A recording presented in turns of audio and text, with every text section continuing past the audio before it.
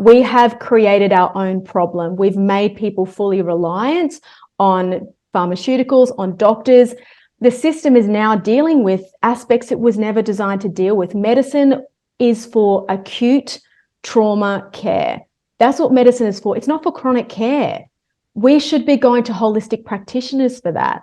And now we've got all these people with chronic conditions literally bogging up the system. So when someone really does need something, they can't access it as quickly because we are so burdened by all of this chronic care and people just switching off and taking a pill, doing what their doctor tells them rather than actually taking responsibility as well for their own health.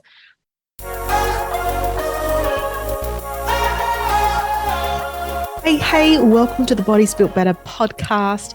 I'm your host, Jackie Tan, and I'm so grateful you're joining me today.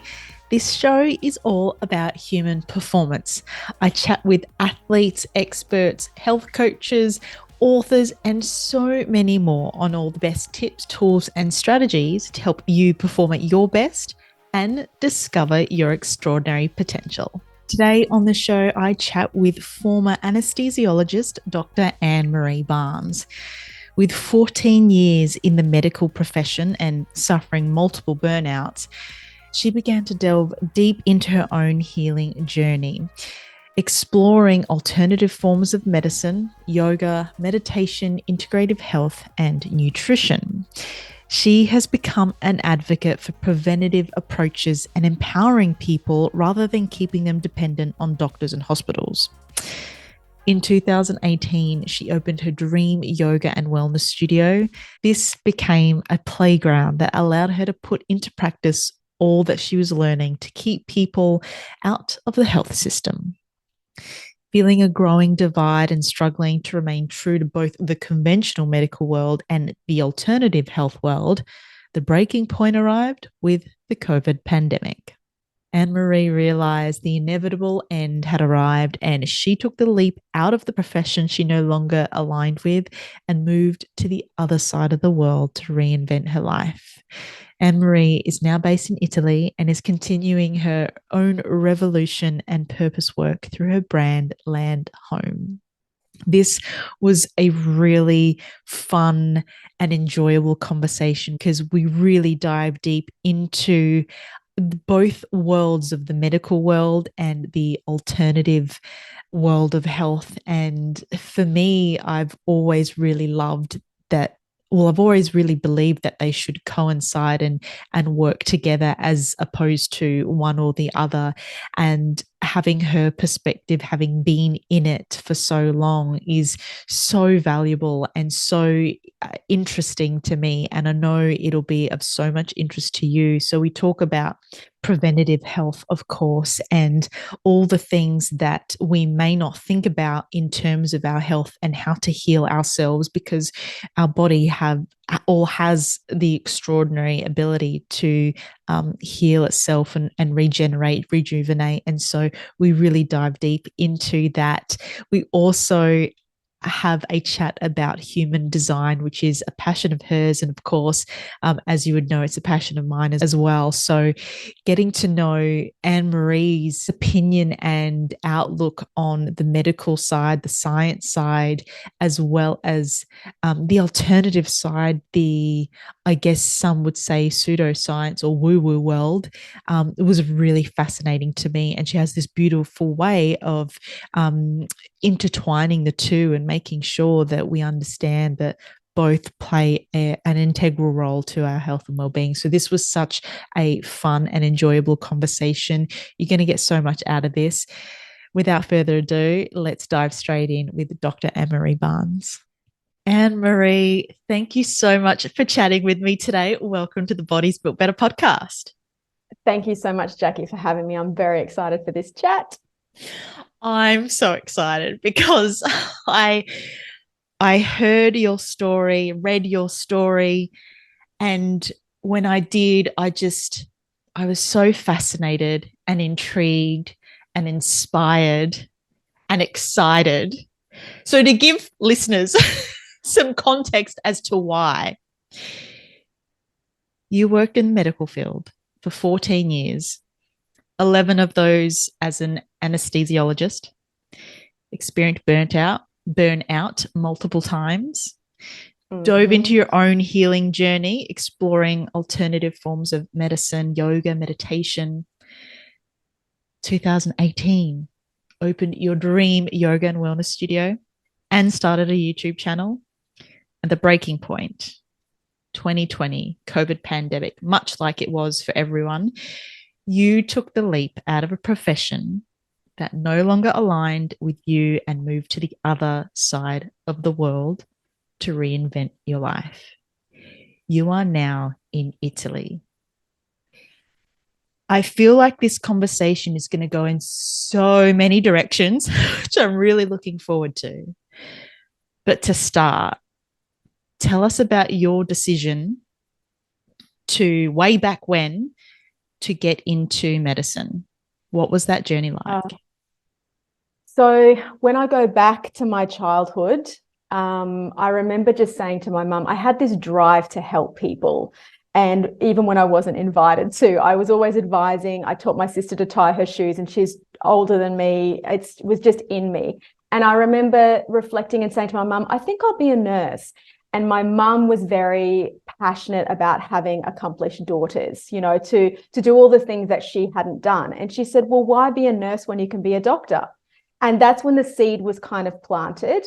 And then when I was in high school, I really enjoyed the arts. I enjoyed literature, and I realized I had to make a decision. And I went to a small country high school. We didn't have a lot of scope of all these amazing careers out there, particularly in the health and wellness space. And so from that point, I was like, well, I want a really good job. I'm smart. I'm good at school. I want to contribute. I want to help people. So I can do law or medicine. You know, those are the two, you know, distinctions, I think, particularly for an 80s baby. And it ended up being medicine. And so I really started to push myself in this funnel of needing to be a science and maths brain more than an arts and creativity brain. And that really happened in high school. And then from there, it was just, I just got on those train tracks. And once I am committed to something, I generally pretty much stick. And a lot of it, I had so many moments along the journey through medical school and then through my training afterwards where I had nudges of, this is not a fit, this is not flowing. You are trying to push yourself into something that is, you don't really fit. You're trying to fit. And I think as women, we really get used to doing that. And I ignored all of those messages, because fear was actually propelling me forward. The fear of, well, what would I do if I wasn't doing this? I've been working towards it for so long. I didn't know who I was outside of medicine and outside of that pathway. And particularly in medicine, you really do get quite indoctrinated into an entire paradigm of the way your career is supposed to go, who you are in the world. I remember not even feeling comfortable telling people I was a doctor. I didn't wear it well. Like, there was an inauthenticity. Even though I'd done all the exams, I'd done all the things, it never landed with me until I started to do things outside of my career that felt more aligned with me. And so I could kind of embrace my career as not being this definition of who I was. I'd recognized finally, and this was only probably about 5 years ago, I recognized that I'd got into medicine to work in health. I was passionate about health. I wanted to help people be the healthiest versions of themselves and heal them when they were sick. And then I looked around and I'd ended up in an operating theatre environment as an anaesthesiologist, just working in illness and kind of propagating that model and being in that frequency and that mentality day in, day out. And I was like, this is really disempowering. Yes, I was doing great work and I was of huge importance. I was relieving suffering. I was putting people to sleep for surgery. It was highly valued. So that's why it's kind of hard to jump out of that, because you're doing good work, but it wasn't the work that I was supposed to stay and do. It was a journey I was supposed to learn from and gather knowledge from so that I could transform that into something else that is more valuable, I believe, to people than just staying in an operating theatre, numbing everybody out. Firstly, I want to go back. Your mum planted the seed. Did you ever feel pressured Oh, yeah, definitely. Eventually, it got to the stage that I was really doing it more for my mum Mm. and more than me. And the fear of disappointing her, the fear of, I wanted to show her and give her the life that she didn't have. She didn't go to university and she didn't get to have that professional career. And she would have really excelled in that. Mm. And so, in a way, I felt like I was living a life that she didn't get because I needed to owe her something because she was also a single mum. So, she gave up a lot. She sacrificed a lot to give me as many opportunities and my brother and sister as she could. And so, she hates hearing this. And I don't blame her, but that was a big driver for me. That fear of disappointing her, that fear of not fulfilling her dreams for me and not Mm. fulfilling my potential, because I had a lot of potential. I have a lot of potential, but I think we get a little bit brainwashed into what avenues that potential can be realized through.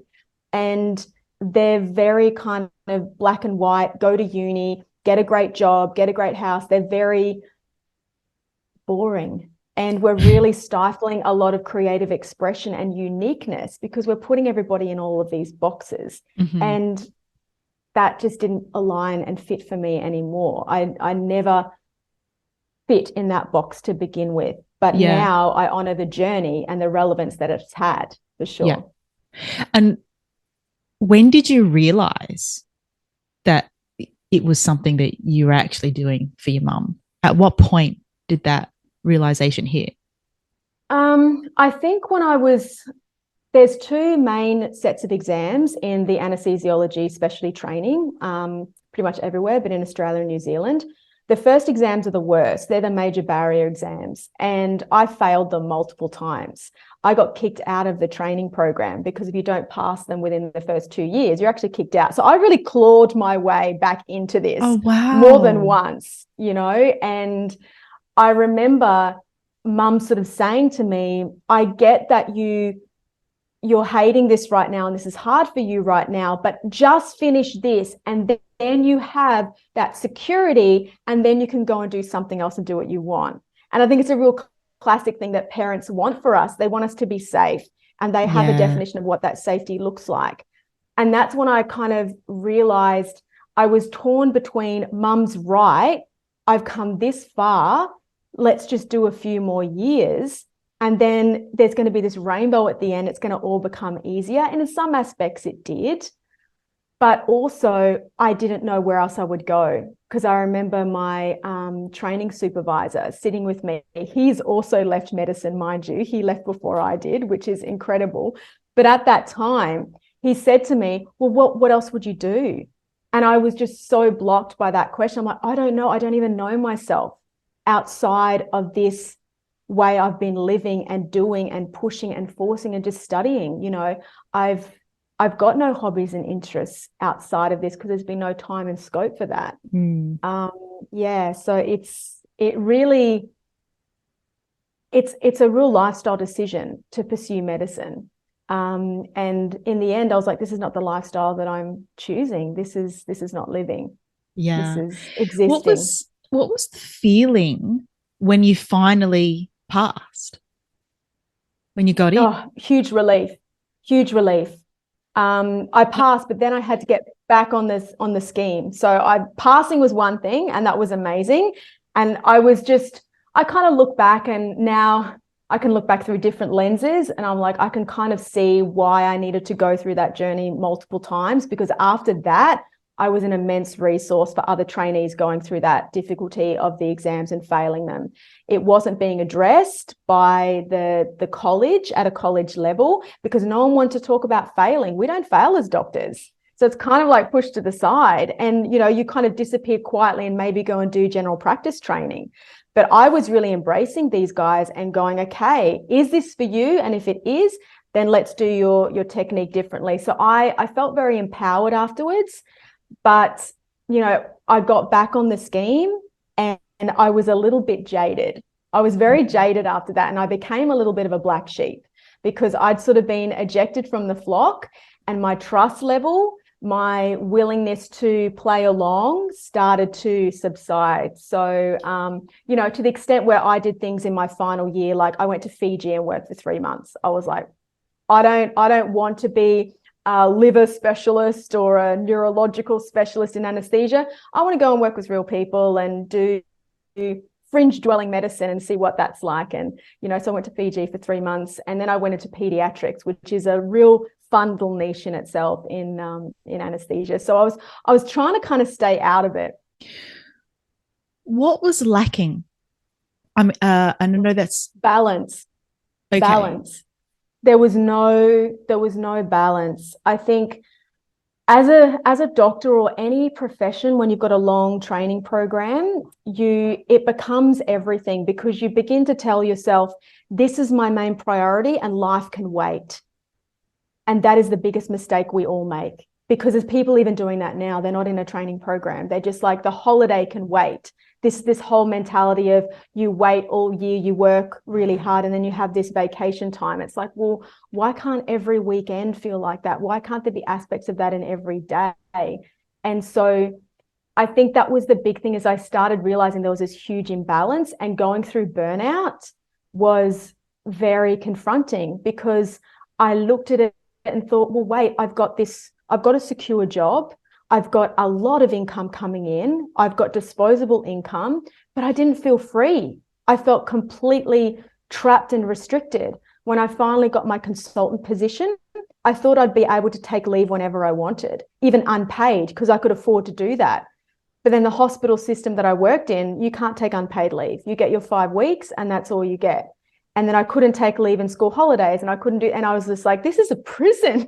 I was just about to say that. It sounds like a prison. Yeah. I worked really, really hard to become a specialist in my own right, to practice my craft, really hard for a long time. And then you're basically treated like a number in a system. You can't even really practice in the way that you want to. All the hospitals are very protocol and guideline driven now. So all the anaesthetists have to do the same thing in the same way. And, it's all just around like safety and fear. And how would you do it differently? What do you mean by that? Because anesthesia, with anesthesiology, and a lot of people don't realize this because it's quite a new specialty, but it's like an artist's canvas. For one particular surgery in one particular patient, you might be able to offer an anesthesia in 3 different ways, from partly regional block, full general anesthetic, pain pumps afterwards. Like, there's a whole artistry within it. And a lot of anaesthetists really enjoy that, because we're the natural experimenters. We really navigate into that specialty. We're sort of the hippies of medicine. We like experimentation. Our specialty is like 200 years old. It's actually very new and modern. We get new drugs to play with all the time. But then when you get to a hospital, it's like, no, if someone has a hip replacement, you need to follow A, B, C. This is what our protocol is, because then they want to standardize the ward care and blah, blah, blah, blah, blah. But it's like, well, that doesn't allow for, one patient A that's 90 years old, that's really crumbly, as we'd say, has lots of health comorbidities, on lots of medication, to someone that's 75 that's actually running 3 kilometers every day and just happened to have a traumatic, surgery that they needed, but they don't have all these health complications, but we're treating them the same. So that idea in medicine, I felt, was very limiting, and actually really causing more problems for people, because it was putting everybody in a box, and we're all so unique. And so my approach to anesthesia was, I was always approaching the individual patient. My nurse would want to know, what do you need for the next patient? And I'd be like, I need to see them. Like, I literally needed to lay eyes on them. I'd have some ideas and I'd know their history, but I'd need to actually see them, feel them out. And that was a bit odd in my world. I was a little bit odd, because the nurses liked working with the guys that just did the same thing for everybody. And I was never like that. So some of the nurses loved working with me. It was always an interesting day. You never knew what you were going to get. But yeah, it was just extremely confining. And I just felt confined in every aspect. And I had to conform. And I'd always sort of felt that way. I couldn't have a crazy haircut if I wanted to, like that's a stupid small example. But the whole way along, I was just feeling more and more caged in. And I was expecting this expansive wilderness when I got out, and it wasn't there. And I was just like, I'm not signing up for this for another 20 or 30 years. And then COVID was a huge tipping point in all of that. It just like shone the headlamps and the amplifiers and everything on that whole situation. And I couldn't not see it any other way after that. Do you feel or do you think that model will ever change? That's a great question. That's a great question. I think patients need to change first. I was very motivated at one time to be some change in the system. I remember because I'm an aerial yoga teacher. And when I discovered aerial yoga suspended in the silk hammocks, I was like, oh my God, we need to get this in hospitals. From a decompression, from a sensory sensitivity, from supporting weight, all of these things. Like, it was so therapeutic for the nervous system, for the body. And I was like, we need these in hospitals. And I remember like briefly starting to talk about this in a really passionate way. And everyone was like, well, it needs to go through this committee. And like, there was all these naysayers. And I'm like, do we want to do something different? And then another time I went to a European conference for anesthesia, and I went to all the environmental presentations about sustainability in anesthesia, which there is none. It's a really, really bad profession according to sort of carbon output and waste. It's not a good one to be in. We produce a lot of waste and we produce a lot of carbon emissions, unfortunately. And so I went to these talks. I'm like, how can we do this better? And it was amazing to hear about German hospitals that were fully run on solar panels, and they were actually making money from their energy output. And I would just go back and I was just like, I can't see any of this shifting in our system. And the system is so burdened now. We have created our own problem. We've made people fully reliant on pharmaceuticals, on doctors. The system is now dealing with aspects it was never designed to deal with. Medicine is for acute trauma care. That's what medicine is for. It's not for chronic care. We should be going to holistic practitioners for that. And now we've got all these people with chronic conditions literally bogging up the system. So when someone really does need something, they can't access it as quickly because we are so burdened by all of this chronic care, and people just switching off and taking a pill, doing what their doctor tells them, rather than actually taking responsibility as well for their own health.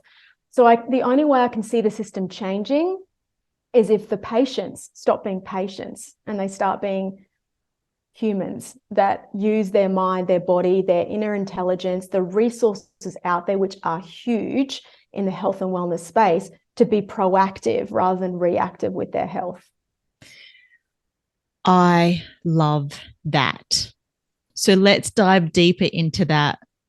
Proactive in our own health and well-being, that preventative measures. Where does one begin? I think it needs to begin with a dialogue with your own body and re-establishing that trust. And that's why yoga was kind of where I began, because I had created a really clear disconnect between this part, my head, my intellect, and the rest of my body. Because my body wasn't really useful in my exams. I was sitting at a desk writing or, studying or whatever it might be. Medicine is all intellect. And so I had to rejoin those dots, and I'm still doing it because I've got a real pattern in me that I love to learn, and that's all up here. And so yoga was immensely beneficial because I could start getting back into my body. And that's why I say to everybody, find yoga, because there is a teacher and a style for everybody now. It is so diverse. So don't give up. And I think it's such a great place for people to start because it encompasses all those aspects of breath work, of energy work, and body. So it does everything. And then you've got the aspects of meditation as well. So for me, it was about coming back into the body. And I think that's key for everybody because we are so disconnected. And that's what's actually creating a lot of the the dis-ease is a lot of it's coming from our mind and what we're seeing out there, what we're believing, what we're starting to, believe about foods and about the way we exercise and move. All of that is actually coming from the headspace and it's impacting the expression in our body. So it's getting back to that inner awareness of, okay, what's good for my body, and coming at that from a very, very unique approach. And that can be trial and error. It's really important that people do try all these different things that are out there, but make sure that you're tuning into your system and getting the feedback from your system, not going, please, everyone tell me what to do. Take it on as an experiment, feel it through your system, and then make your decision and be prepared to change. Your routines, your dietary intake, your movement, it should be evolving with you. It should never be stagnant. It should never be the same thing. That's not how our bodies are designed. Our bodies are constantly evolving and changing. And you can call it aging if you want to, but they are evolving and changing. And we should move with that and be open to taking on different aspects at different times in our life in order to support our bodies. I love that. And I feel like you were mentioning in the beginning of that you were very obviously always in your mind because you relied on your mind to get through, whether it was exams, whatever it was.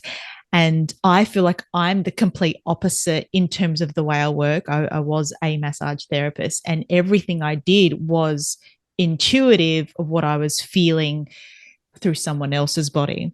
And so I would love to know when you did start yoga, how long did it take for you to feel reconnected with your body? What was that journey like? Yeah, great question. Great question, because it depends on the style of yoga.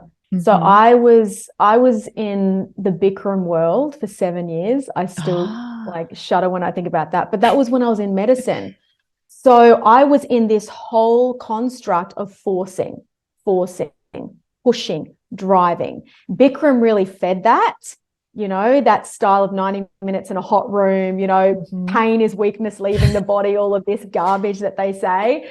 But that was like what was happening in my mind as well. And the way I was pushing and forcing myself through studying my exams, working, studying, doing all of those things. And then I started to soften back, and I remember discovering vinyasa, and I felt like I could dance. So I got back into the feminine aspects of my body. I was like, wait a minute, I'm in this female body. And I was very masculine in my head. So then that interesting play sort of started. And I did my teacher training actually in vinyasa. And through vinyasa, that studio was offering aerial. And then aerial was like this whole other thing. And I remember being wrapped in this pose, we call it cocoon. And I was just like, this is it. Like, I just felt my nervous system, my body and my nervous system were just so at peace and landing in that place of support. And I was enclosed, which I loved as well. It was just so nourishing. And I was like, oh, this is it. And so from then, I really did my vinyasa teacher training to become a good aerial teacher, because the aerial teaching curriculum, it wasn't, you didn't have to be a yogi to teach aerial yoga. It's still the case. But the best teachers were the ones that came from a yoga background. And so I was determined to do that. And then finally, yin. And yin, I discovered by accident on a yoga retreat. It was a vinyasa yoga retreat that I was on. And we were in Sri Lanka. And the teacher said, oh, like there's these 2 yin teachers from New Zealand that are just staying here. So I've asked them, and we're going to do a yin class. And I remember we had this guy teaching, and I remember he said to us, we were in the poses. Anyone that's not familiar with yin yoga is really the yoga of surrender. It's about the fascia body, it's about release, and it's about trust. And you hold poses for 5 minutes at a time. So you really have to unwrap that mentality of forcing and pushing. And it's the opposite, because your body will not love you if you force and push for 5 minutes. So I remember him saying to us, allow your body to trust you again. I still get shivers when I say it. And I realized in that moment the trauma and damage and neglect that I'd done to my body, just in not listening to her, just in running my entire life through my mind. And there were so many layers to that. You know, I was on the contraceptive pill for over 20 years. I just suppressed everything that my body wanted to express and be. And I realized, how can I be healthy if I'm just doing it from my head and I'm not addressing what she needs? And so for me, yin was like that final moment. And so from there, that's why my yoga studio, I was like, I do aerial and yin, and that is it. Because that's what really I feel is the medicine, and that's what I wanted to offer. So yeah, that was my yoga journey. And I love continues. that so much. Yeah, of course. And that whole, I mean, I don't know how often even I do it to this day, but surrendering and trusting your own body. And I'm slowly, peeling back the layers of all that and what that means for me. But holy cow, like when there's so many moments of whether it's an epiphany or something just comes up and it is a layer that you can just let go of, it's so powerful. And we're so conditioned to not trust our body and ourselves. And I don't even know if people, or if we really know how to do that. And so this and everything you're saying is such a beautiful way to explore that. If you who is listening does not know how to do that, this could be that gateway. Yeah, because I think we're always active. When we're doing with our body, it has to be active. And it's like, no, there's actual real medicine in passive, in surrender. The body just is. And that's what I used to say to patients as well. Like, our body is designed to be healthy. It's not designed to be sick. You just have to get it back to its default settings, and then you're healthy, because that's what this organism is designed to be. Absolutely. Okay, I would love to then get you talking more about the alternative therapies, because I'm really interested, your science brain and your thoughts on things like the energy techniques, like the Reiki, like emotional I was going to say traumas, but that could be a bit different. So what are your thoughts on the, I guess, what the science would call the pseudoscience of the alternative medicine world? Yeah, I mean, the fun thing about all of that is, like, modern medicine really is the alternative medicine world, because the other stuff's been around for so much longer. And I think the huge limitation that's happened is we've become overly reliant on science needing to prove everything. We've forgotten all of our history when we didn't need this so-called evidence-based proof. And it's created a huge barrier. And it's kind of ironic, because a lot of the evidence-based conventional modern medicine now is BS. It's, the studies are funded by pharmaceutical companies. There's so much corruption in the system. They publish what they want to publish, and and then it leaves all the other stuff goes, oh, we don't know how that works, so we don't want to deal with it or look at it. I remember as an anaesthesiologist, we had to tell everybody to cancel all of their supplements, all of their herbal preparations, everything got cancelled before surgery, and patients would be like, why? And I'm like, good question. Why? And the flippant answer was, oh, because we don't know how it interacts with what we do. Well, why not? Why don't we? And why do we think it's bad? Like, maybe it's worse to take people off these things. So, I think for me, a lot of the beauty has come through Ayurveda and traditional Chinese medicine in particular, and they've got quite a bit of overlap. The main difference is they both come from a really old system of knowledge, which is the Vedic knowledge and the Vedic wisdom, and that was the kind of original knowledge. Chinese medicine and Ayurveda split off from that, and Ayurveda offers a lot more gentler remedies and practices, whereas traditional Chinese medicines went with the needles, and it's a little bit more kind of invasive and harsh with its approach. But underlying it all is it's really all about moving energy and relieving stagnation. And that's what disease is. It's stagnation in the body, and whether that's stagnation of energy, it's stagnation of nutrition, it's stagnation of trauma and negative thoughts. We're only really delving into a physical body, and that's the only place where doctors will work. They work with a physical body, and we're missing all of these other layers. So it's like, if you're trying to build a house, but you just lay the foundation and that's all you're going to do. It's like, well, no, you need to build the walls and build the insulation and all these different layers. That's what creates a house that's going to be livable. And if we're only dealing with the foundation, then it's not even beautiful. It's not even enjoyable. So I would always recommend to people that, yes, you go to your conventional, your modern medical doctor, but don't have that be your be all and end all. They have a role, and be confident and comfortable to explore other aspects. Acupuncture, acupressure, massage, Reiki, all of these things are complementary, which is sort of why it's become termed complementary.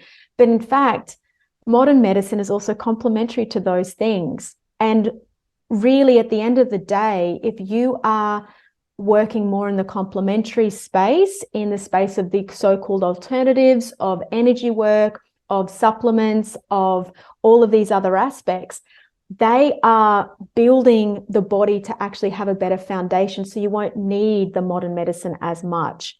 And if you get to the point where you're ignoring all of those opportunities for maintenance, for health, for balance, and you fall in, then yes, the system will be there for you, but it shouldn't be your default. It shouldn't be your go-to, and you certainly shouldn't wait till you arrive at that moment, because there is so much else that could be done.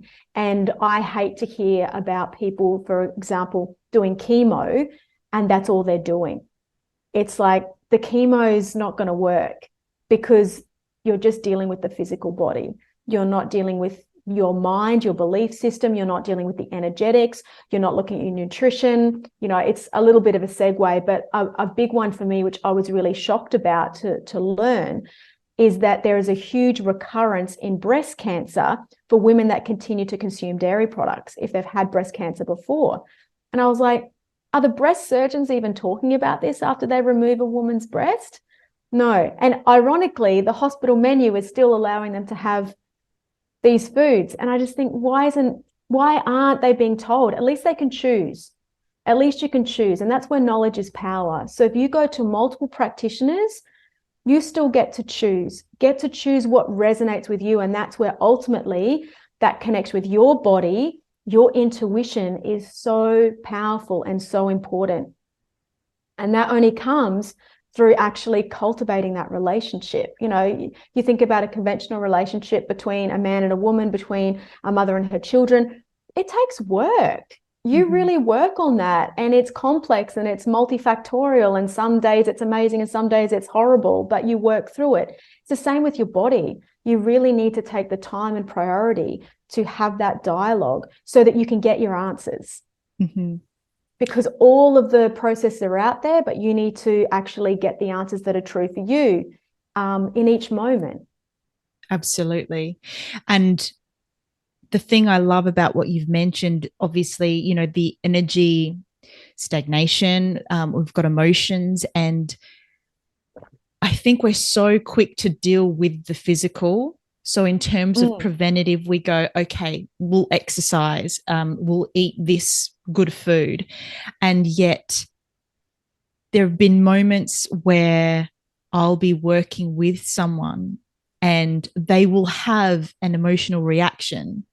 So that emotion, which is still stuck there, which could be, preventing them, whether it's a mindset thing or whether it does manifest physically, by not addressing those, we're still missing out. So I really love the fact that you've mentioned, I mean, you've mentioned everything, that real holistic approach to what health is. And I know sometimes people will complain about the cost, but the cost of that end result, which is disease, which is the medical system, is way higher than those preventative measures. Yeah. I mean, what cost do you put on your life? Exactly. You know? So you can, and suffering's a choice. Suffering's a choice. So, yeah. I would now love to steer this conversation into you trusting yourself, leaving the system, and setting off to Italy. How does that all happen? Slowly. Okay. and with lots of missteps. Yeah, I mean, this journey for me was, it kind of started in 2019 when I had this, I just really felt something in Italy. I felt at home. And I recognized that because actually Adelaide gave me that when I'd grown up in Queensland. So I grew up in Queensland, and my first experience in Adelaide was to go for the interview for the medical school to start studying medicine at Flinders University. I'd never been to Adelaide before. And so that was my first leap. It's like my friend told me about it. She said, look, I think you'd really like it here. And I fell in love with Adelaide. I had no desire to go back to Queensland. And I spent most of my time in Australia, actually, in Adelaide. And I remember when I was flying back into Adelaide, when I'd ever been anywhere, I really just felt warm and fuzzy and cozy. And I was like, yeah, this is my home. I'm really happy and content. And I had a few times where I was like, maybe I've outgrown Adelaide. I need to go. I went to Perth for 6 months and worked, hated it, went back to Adelaide. And so when I came to Italy, I really felt something here. And I'm like, oh, okay, this is inconvenient. And when I was leaving, I was flying out of Rome and I was just bawling. And it wasn't like this really strong emotional grieving bawling, like, you know, when you're crying and it feels really, really strong. It was just like this deep soul weeping. Like my soul was, the tears were just running. It was like there was this whole release happening. And I'm like, okay. It's like Anne-Marie, the surface of me wasn't sad, but there was something inside me that was going, please listen to this. Please listen to this. And I paid attention because it happened one other time in Thailand when I was in my last year of medical school. I'd had an amazing time, 6 weeks working in a clinic there. And I was like, oh, this is the sort of medicine I want to do. And I love the environment. And I thought maybe I should just blow it all and stay here and not even finish medical school. And I didn't. I did the sensible thing and I went back. So I was leaving Rome and I was like, oh, I guess I'll go back to my life. But I thought, you know what?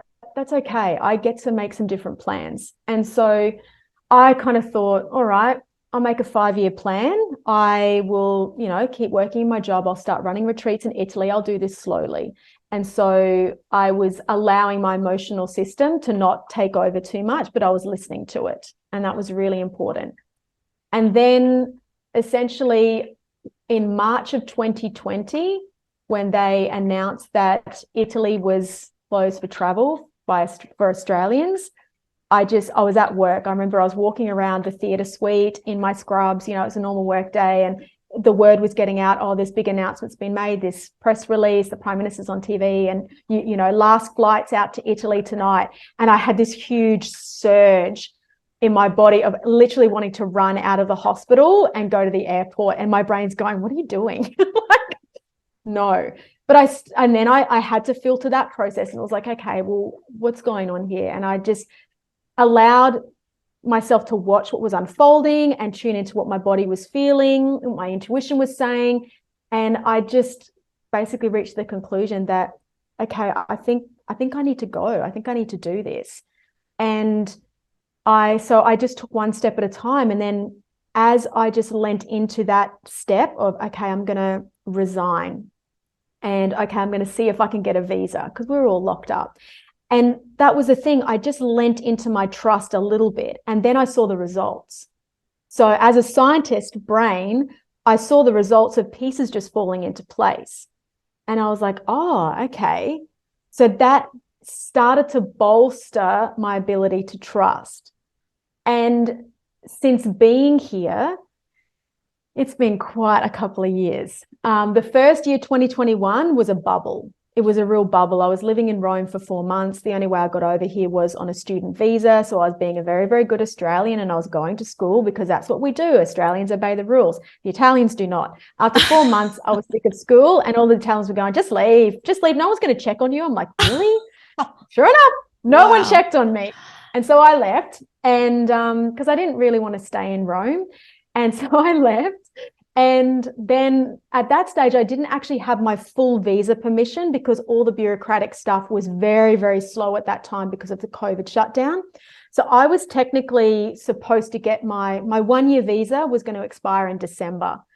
And it was October and I hadn't received it yet. And you can't do anything. You can't renew it. You can't do anything without it. And I'm like panicking because I'm like, I'm not going back to Australia. I'm not ready to even entertain that option. And then finally, when I went to pick up my card, they'd given me a full extra year, like just cause. And I was like, okay, clearly I'm being supported here. So more trust. I'm like, okay, even though I'm unsure, I don't really know what I'm doing, pieces aren't falling into place how I'm wanting them to or thinking they should, just trust. So I opened a little more, I surrendered a little more. And then 2022, I surrendered too much. I opened too much and I became too passive. And that's where I learned that really important balance. It's like there's trust in walking that line and doing things that feel a little bit uncomfortable and a little bit hard. There is that side of trusting yourself. Everyone will think I'm crazy, but I'm going to do it anyway. This feels uncomfortable, but I'm going to do it anyway. There's that trust. And then there's trust of, oh, I don't need to do anything. Everyone's looking after me and the universe has got my back. And that doesn't work either. So it was great that happened. 2022 was a really tough year. And I made some decisions and initiated some things that I then had to start repairing at the start of this year, going, okay, that was actually not for me. And I needed to leave the environment I was in. I've been in Puglia now for most of my time, and Puglia is amazing, but it's got a similar energy to Adelaide. The yogis, as we would say, it's very tamasic. So it's very chill and it's very slow and it's very safe and you can just cruise. And that's comfy, but you don't want to live there. You know, tamasic energy is good, but you don't want to stay there all the time. You need that rajasic. Mm-hmm. You need to move a little bit.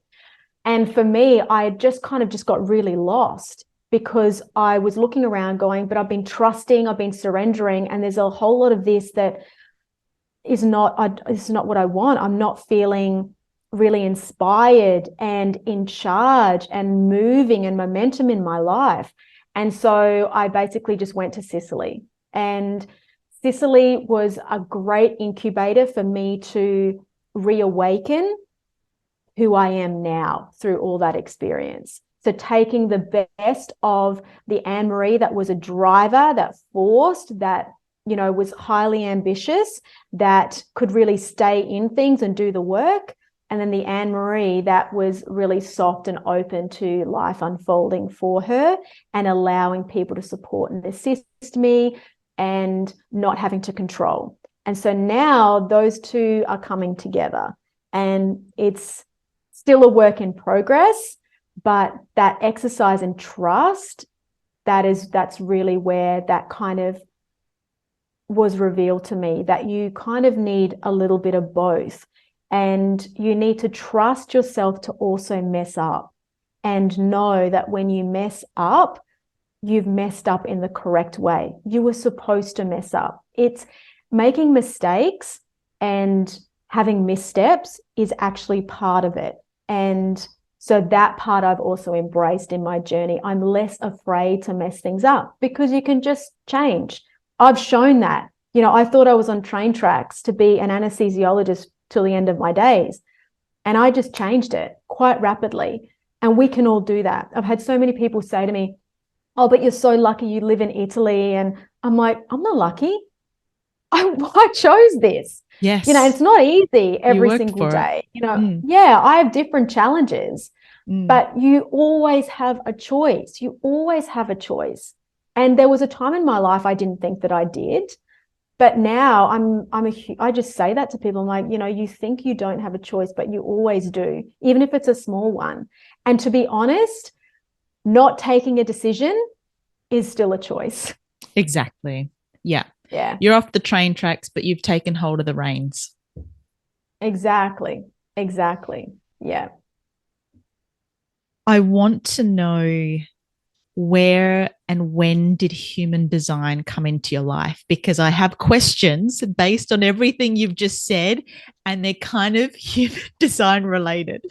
So tell us about that. I recently have released, well, actually, I'm not sure when this is going out, but I've spoken with a human design beautiful woman who talks about human design. So this is really the perfect time to explore that with you as well, who, again, whilst you've got the science mind, you're also open to all the holistic approaches to life. But I mean, I say holistic, but it's like humans, the human approach. What is right for this particular human, for yourself, for this person and that person. So I would love to know when human design came into your life, how it came into your life, and how you've been working with it. Okay, I love this question. I've been really careful not to mention human design. You knew it was coming. Thank you for the invitation. As a projector, I needed to be invited into this interaction. No, like human design is my absolute jam right now. I am just loving it. And I was a real slow starter and a real skeptic in the beginning. So I had little invitations from the universe. I had it being mentioned here and there, even back in 2020, possibly even 2019. And I was just like, oh, this is the Enneagram stuff. This is personality. I wasn't interested. I don't like categorizing and boxing people. Mm-hmm. It's not my thing. And that's what I thought it was about. How wrong I was. It's actually the opposite. It's the science of differentiation. It's the science of uniqueness. So I was reluctant. And then, I was basically sitting in Rome. I was doing 3 hours of Italian grammar language every single day. And I was getting really, really numbed out by it. And I just sort of thought, let's look up my human design. I remember I was sitting in this tiny little apartment near the Colosseum, and I looked it up. I went into Jovian Archive and I looked it up, and then it was like, okay, I'm a 3/5 emotional projector. What the hell is that? And so first of all, I looked into being a projector, and like, I had a reading as well. And I just remember feeling this huge sense of grief and peace and validation. And a lot of projectors will say that in particular. I think a lot of people generally with their human design will feel validated, but projectors in particular, because we are so misunderstood and we are so not of this era at all. So we are really programmed to be not what we are. And so when we're told you're actually very, very different, it's like, oh, I friggin' knew I was. I just didn't know what to do with it. And I was trying to fit in. Yeah. So from there, I then just went on this really messy journey, which I think a lot of people do. Human design is so relevant for this time, but this information has been around for more than 20 years. And I think it's been obscured on purpose by the universe, not by people, not by anything in particular, but we haven't really been ready for it. And we're now entering a huge transition in our own evolution as a species, where we need to bring this information to light. It is really important for our movement forward as humans and for what is coming. And when I got really excited about human design is we believe it's just all about personality and navigating the world and thinking differently and living like how you're supposed to live with your strategy and authority. And to me, that's all still a little bit intellect and mind. What I didn't realize was the whole science within it is the body graph. It's about the body. And this is our instrument. It's form principle. And so when I was like, there's a huge body aspect to this that no one's talking about, because this is not how you make money. This is not how you build your business with human design. The body stuff is not sexy, but it's powerful, because if you align with your physical design, the other pieces can fall into place so much more easily. You know, when you're eating the correct way for your design, when you're in the correct environment for your design, when you are active or passive as you're supposed to be, these are all really, really important things that just add a lot of meat to the sandwich. I hate saying that as a vegetarian, but adds meat to the sandwich. So all of the layers are so important. And so now I love that there's a lot of people out there talking about human design, because we all need to bring our own flavor to it. I think the more interpretations of applying this knowledge, like there's a lot of people that are regurgitating stuff they're learning in the International Human Design School, and it doesn't land. It's actually creating confusion for people. They're getting really lost and they're not seeing the forest for the trees, where this is actually a very practical science. And that is what I'm really passionate about. It's bringing it into people being able to actually use this in their day-to-day lives for themselves, not just knowing, oh, I have gate 57 and this means I have this tendency. It's like, but how does that interplay in your life? You know, how does that alter how you navigate your journey? So yes, human design is it's the jam. Well, let's go into more jam. In your experience, how have you applied it to your body, to your health, to heal yourself, if that is what you've done or what you're doing? But how have you applied that to your body? What's your learnings from it?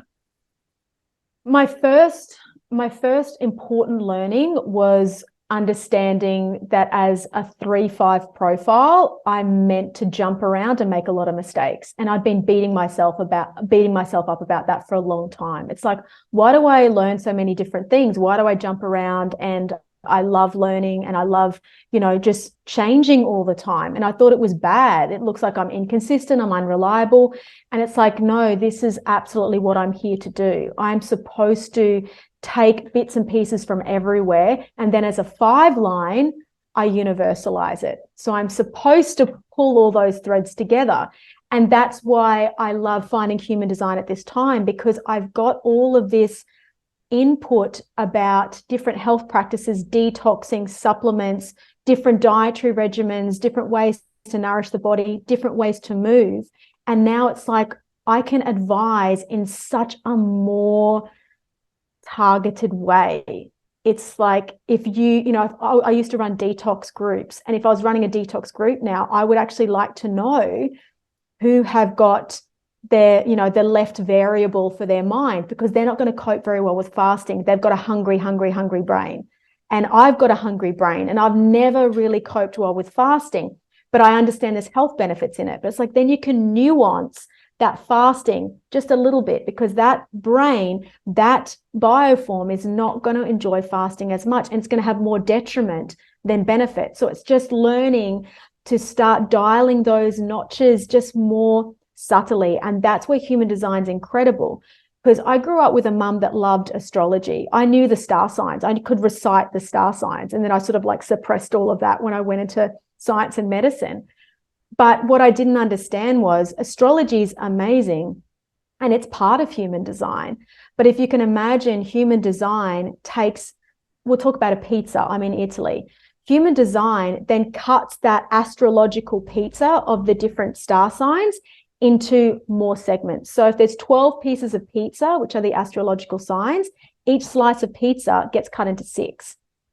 And then even within that slice of that tiny bit of pizza, there is layers of ingredients underneath that explain everything about your genetic makeup as a bioform, and then to the next level, your personality construct as well. And I just find that fascinating. And then you've got the layers of conditioning on top, which I talked about a few days ago, we're not actually supposed to not be conditioned. We are here to be conditioned, but it's actually having the wisdom and the tools to know what is yours and what isn't, and where you're going to school in life and where you're learning, but always coming back to what's your truth. And that's the strategy and authority. So for me, after learning my profile and starting to dive into all of that, my other great challenge has been my authority, because it's, in my view, it is one of the most challenging, because we are in a world that we don't actually honor emotions, and the emotional authority, you cannot even make quick decisions. And we're in a very fast world. So we're very sacral splenic based. So those authorities we're really, really surrounded by, and the emotions kind of get tuned out. And as an emotional authority, that can be really hard. So even when you get into human design, if you're an emotional authority, it's really hard to understand how your authority works when you've got sacrals and splenics around you still really quick. And you're like, well, I don't even understand what mine feels like. And that has been a huge learning curve as well. And that's taken a long time, actually, because I'm intellectual and I've wanted to really understand things. The emotional wave can't really be understood. It needs to be experienced. And for someone that doesn't have an emotional authority to try and teach that, it's really, really hard, because they don't have that mechanical system in them. We literally have, it's like a woman has a different hormonal system to a man, and emotional authority has a different hormonal construct. It's a different mechanical reaction in their body than anyone that doesn't have an emotional authority. And this is to be celebrated. We're all unique in that way. So strategy and authority is key. It's talked about a lot, but I think in particular for emotional authorities, it's really difficult. And then there's some subsets of projectors and the reflectors. It's very challenging, because we have these longer lag times before we can really make a decision. And that's the trust piece again. It's having that determination to pull yourself out of the mainstream and go, I'm not taking a decision on this today, because that's not in alignment for me.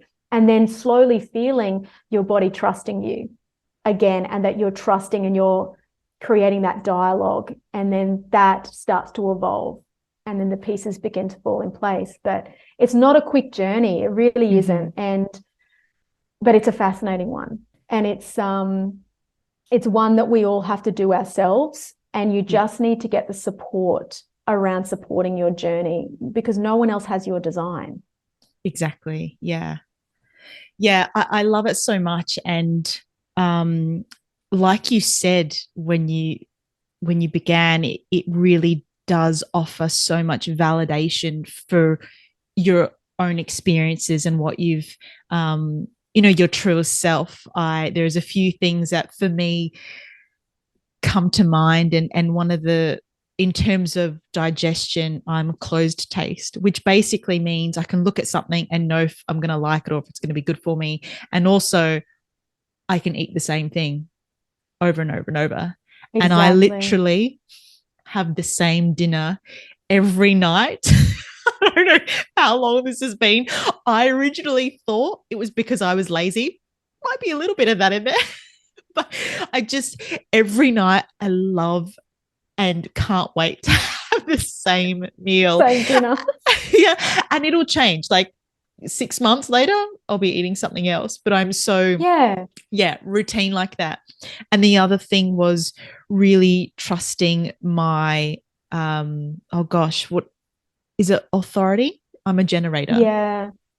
Is that what? Yeah. So, you would be a sacral generator, yes? Yes. You could be emotional. I'm a sacral generator. Your authority is sacral. Yes. Yeah. And in terms of, I guess, my energy levels and doing things that I love, I've really noticed when my energy is down, what I've been doing, and when it's really up, what I've been doing. Because like we've said already in this episode, where we can really disconnect ourselves from our own body, from our own internal conversations, and the body is so intuitive. And for me, when you're in business, sometimes you just got to shut that off and do whatever needs to be done because it has to be done. and that produces that type of conditioning. But when I've, pulled myself out of that and away from that and really tuned into what lights me up, the energy is just ridiculous. To the point where my husband will go, "Have you had coffee or something? What's going on? You get good sleep?" Right. So it really offers so much, even if you are just looking at it as a superficially, I always pick up there, strategy, authority, all of that. Which is why I love it so much. And and look, I think the other important thing to say is it's not dogma, it's an experiment. It is literally, you're entering into your experiment. Gather the evidence yourself. Yes. And that's why it's a huge exercise in moving into trust and empowerment. It's not about going to a coach and being told what to do, because it's a non-linear process as well. It's about getting the pieces you need and navigating your own experiment. And that's what I really, really love about it. It's playful. Exactly. There's not many aspects of life where we get to explore and experiment now, and this is one of them. And strategy and authority is the best place to start.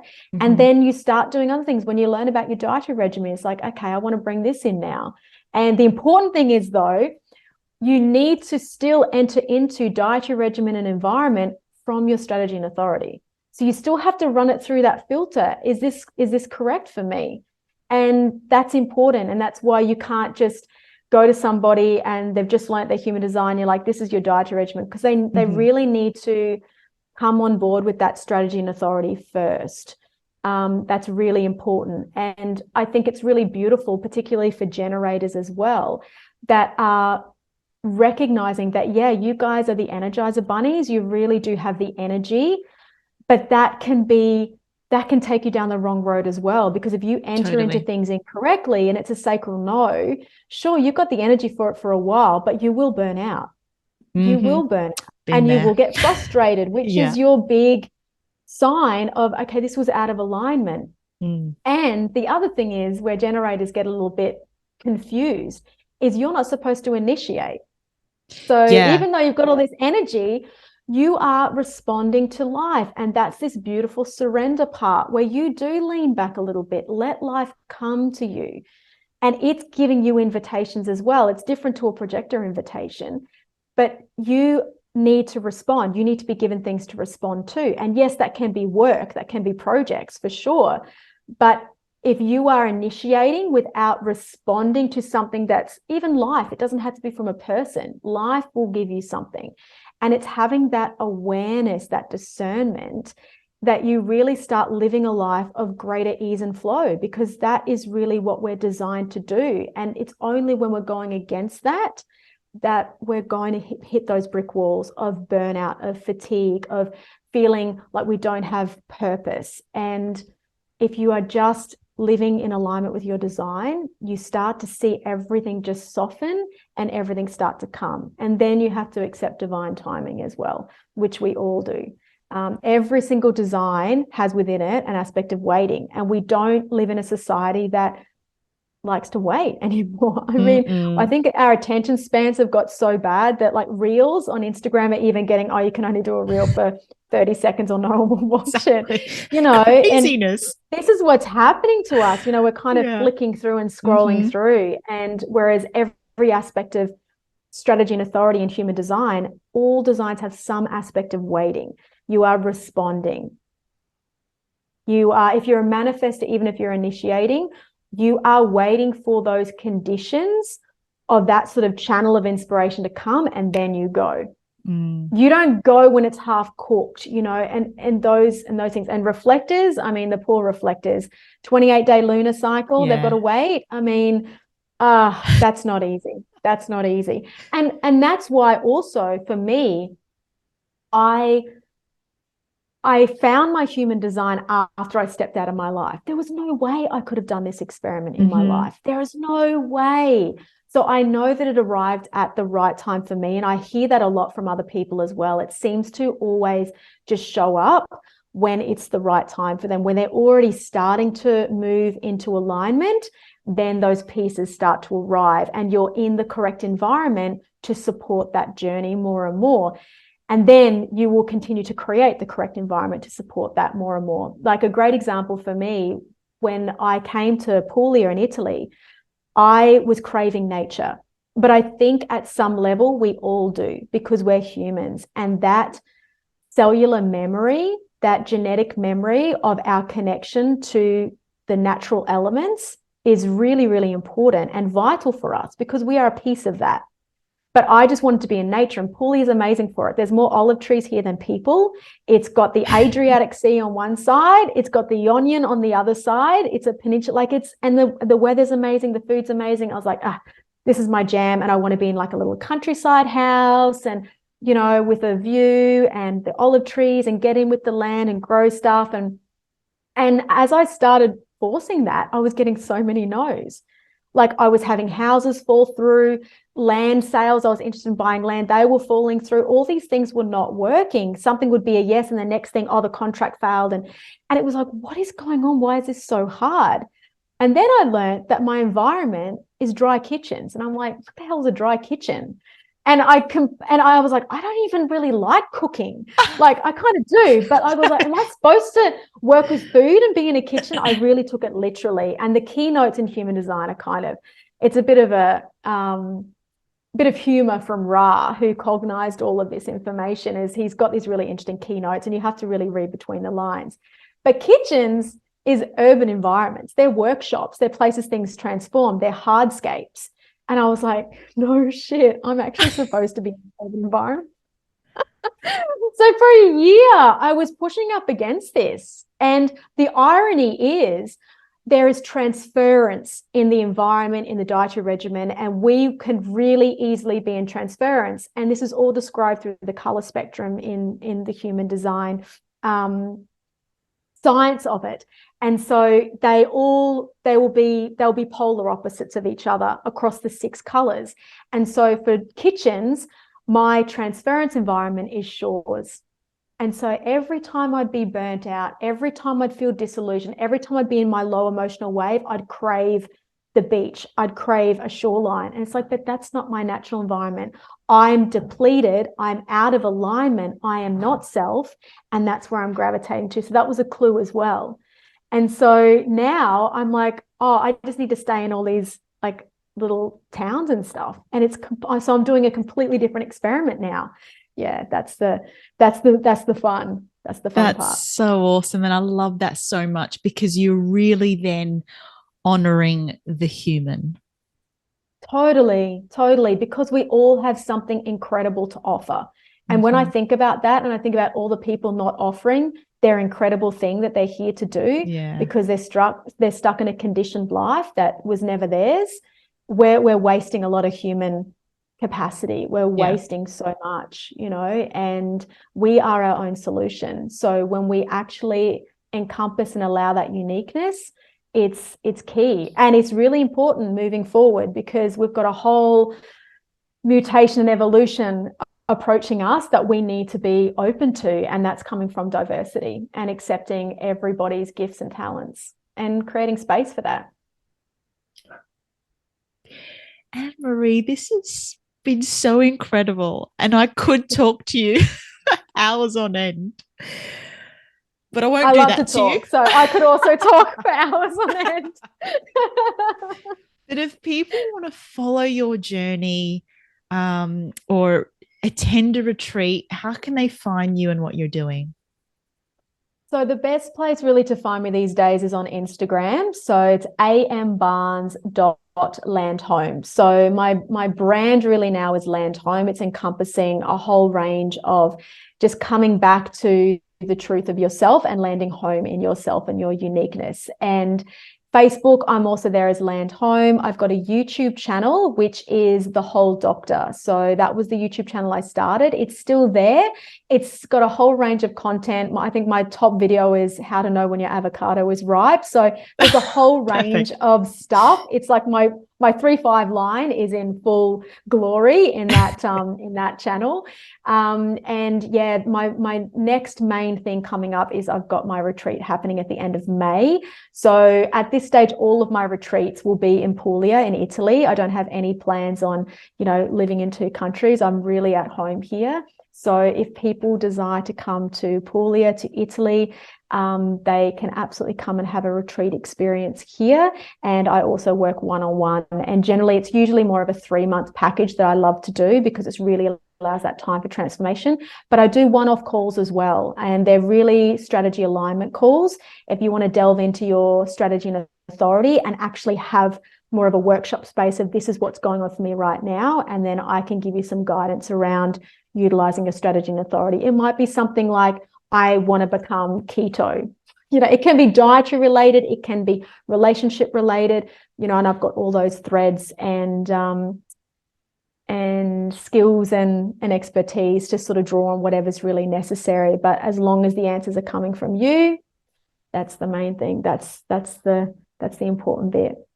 Amazing. And if they want to do that, they'll just get in touch with you via your socials? Yeah, absolutely. DM me. Yep, I love Great. to have a chat. I love to meet people. So yeah, just DMs. Keep it really, really simple. There's a link in my bio for the retreat at the moment, but anything else, you can just DM me. I've also got an app, which is the Whole Doctor app, and there's some programs in there. The alignment energy method for women. There's a little weekend retreat program actually for people that just want a self-guided weekend retreat. Really good for those people in the 9 to 5 that just need some really nourishing time that can guide themselves through their own retreat experience over a weekend. There's embodiment practices, a 5-day challenge. So if you're really needing to get into your body, which we all do, then there's some really simple challenges through there that you can have a look at as well. So, and that's on the App Store. Yeah, so there's a few ways to follow my journey. We'll have all of those links in the show notes because I'd love to check that out. Amazing. I have one last question for you, and then I would love for you to ask a question of the listener. So my question to you, for those who are facing health battles at the moment, they might be feeling lost or helpless. How do they take positive action for themselves? What do you recommend they could do or where to start? Okay. It's a very broad question. It is. To be super general. You can condense it and be more specific if you need to. I think the most important thing for people to do is to slow down and start saying no, because that creates the space for you to gather your evidence of what's working for you, what's not working for you. So try and get off that drive of seeking and finding solutions and doing. Try and actually just step back and have time with yourself, listen to your body, say no to a lot more things, and just create space, because from that space, life can come in and support and meet you. But if you're not allowing that space, you're going to be running the race all by yourself, and you've got no ability to see what might be available to support you in the ways that you need support. I love that so much. And I that resonates with me because I've actually experienced that currently in my life, where I have taken a step back and it's like doors have opened up and things are coming in because you've allowed that space for it. So I can attest to that. Amazing. Yeah, we're not here to do all the things and solve all the problems. It's allow that co-creation to happen. Yeah. Amazing. And what question would you like this incredible listener to ask of themselves today? I would pose to you, it's a really good question that fits the theme of everything that we've discussed, actually. My question to you, dear listener, would be, in what areas are you running your body with your mind? Where are you forcing? So look at how your mind is telling your body what to do and reflect if that is serving your body. I love that. And I'm going to ponder that for myself as well. Anne Maree, this has been so much fun. Thank you so much for chatting with me today. It has been amazing. No, it's been an absolute joy. Thank you. Really, it's been fabulous. So many of my favorite topics. And I think this has been really of great value for people and a very unique conversation. So I've really enjoyed it myself. Thank you so much.